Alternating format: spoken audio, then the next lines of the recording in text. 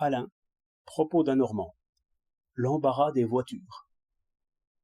Comme les bouchons flottants sont souvent repoussés tous ensemble dans quelques coins et tournent ensuite sur eux-mêmes sans avancer, ainsi dans certaines rues, à certains carrefours, les petites voitures des marchands ambulants s'accrochent les unes aux autres, arrêtent les fiacres et les passants. Une tempête de jurons s'élève, l'agent menace en vain. Tous s'agitent, sans avancer beaucoup. Les acheteurs connaissent ces barrages naturels, et y vont d'instinct. Au milieu des cris, la vente marche. Les petites voitures sont bientôt vides.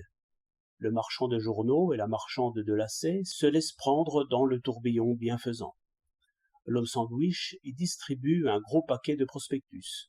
Et c'est là comme une petite foire, non prévue par les règlements, mais créée par la nature des choses. Or, il arrive souvent que les commerçants qui tiennent boutique à cet endroit-là se plaignent. Et leur plainte est écoutée, car ils paient patente et ont de gros loyers. Alors les agents, en hommes prévoyants, établissent des barrages dans le courant, un peu plus haut. Les trottoirs se vident et les voitures passent au trot. L'art a vaincu la nature. Comme je constatais hier un changement de ce genre, et non sans regret, car le flâneur aime les encombrements, j'entendis la conversation suivante. « Eh bien, disait quelqu'un à un boutiquier, vous voilà satisfait. La rue n'est plus encombrée de ces boutiques roulantes qui vous enlevaient vos clients. » Le boutiquier répondit.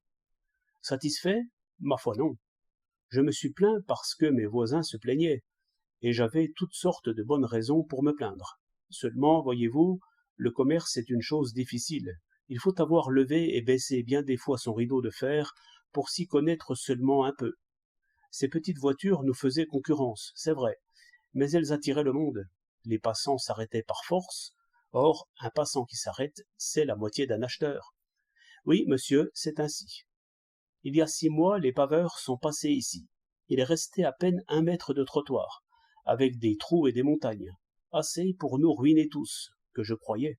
Eh bien, monsieur, jamais je n'ai tant vendu. On apprend tous les jours. Si j'osais, je demanderais qu'on laisse de nouveau les petites voitures s'accrocher devant ma porte. Cela m'a rappelé la fable du jardinier à qui Jupiter ne refusait rien. Le pauvre homme ne sut pas bien régler la pluie et le beau temps, et se ruina pour n'avoir pas compris que le bien et le mal sont ensemble par le monde, l'un tirant l'autre. 17 septembre 1906.